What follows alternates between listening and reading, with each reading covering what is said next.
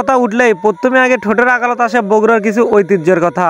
তা সেই বগুড়ার বিখ্যাত ঐতিহ্যবাহী বিশাল বড় আলুঘাটি ওরসের ভিডিও আজ আমি আপনাদের দেখাবো। আসসালামু আলাইকুম।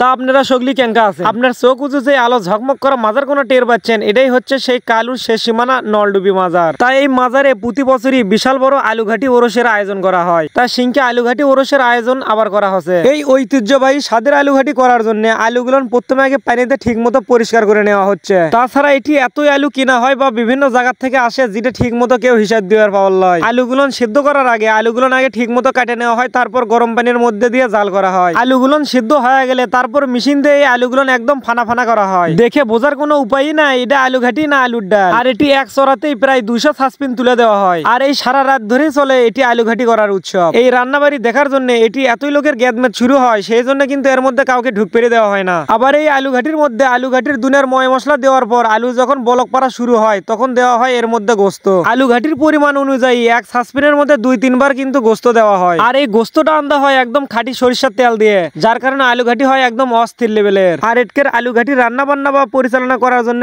প্রায় 1 মাস আগে থেকে নামের লিস্টের বুকিং করা হয়। তবে আমি কিন্তু আবার এটকের রান্না বান্নার লিস্টের কিন্তু কেউ না, শখের বসে হাময় না আলুঘাটি নাড়াচাড়া শুরু করে দিয়েছিলাম। কিন্তু কি আর কোনো দুঃখের কথা, এটি আগুনের এতই তাপ যে এটি খানিকক্ষণ আপনি দাঁড়িয়ে থাকতে পারবেন না। তারপর আলুঘাটির মধ্যে নুন পদ্ধতি থেকে শুরু করে নানান জাতের ময় মশলা ঠিকঠাক হলে শুরু হয় নিয়ে যাওয়ার পালা। সারা রাতি ইনকে একের পর এক আলুঘাটি গুলো জমা করা হয়। আবার রান্নাবাড়ি জাল দেওয়ার জন্য কিন্তু পর্যাপ্ত পরিমাণ কাঠের ব্যবস্থা আছে। আর কাঠগুলো হাতের গুঁড়ো দেওয়ার জন্য চ্যাংরা ব্যাংরা সেট করা আছে। আবার কাজ করতে করতে কিছু কিছু ক্লান্ত হয় এরকম পাতালো হয়ে গেছে। আলুঘাটি আন্দাবাড়ি শেষ হলে প্রায় ভোর 4টার থেকে শুরু হয় ভাত আন্দাবাড়ির পালা। যতক্ষণ পর্যন্ত ওরসের খাওয়া দাওয়া শেষ না হবে ততক্ষণ পর্যন্ত এই ভাতগুলো কিন্তু এটি ইনকে করে ঢিপি করে থোয়া হয়। আবার এই ভাতের মারগুলো কিন্তু পানিতে একদম চালা হয়, যার কারণে কিন্তু ভাতগুলো একদম ঝরঝরা হয়। খানিকক্ষণ পর পারার পর সকাল 8টা-9টার থেকে শুরু হয় জায়গা দখল করার পালা। বগুড়ার মধ্যে সবচেয়ে বড় ওরস মাহফিল এটা হওয়ার কারণে দূর দূরান্ত থেকে মেলা লোকজন এটি আসে। আবার এই সগলিকি খাবারটাও দেওয়া হয় তাইগের নিজস্ব একটা আম বাগানের মধ্যে। আর ভাত তরকারি অল্প সময়ের মধ্যে সগলিকি দেওয়ার জন্য তাইগের কিন্তু পর্যাপ্ত পরিমাণ লোকজনের ব্যবস্থা থাকে। তবে ওরস হওয়ার কারণে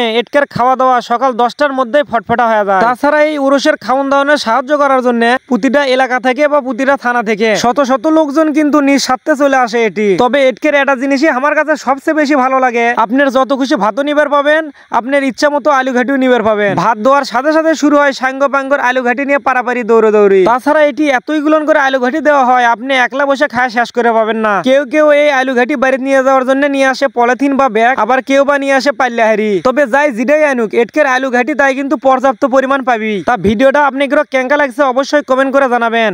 আর ইনকে বগুড়ার মতকের ভিডিও নিত্যদিন দেখতে চাইলে অবশ্যই ফলো করে আমার গোরত বসে থাকবেন।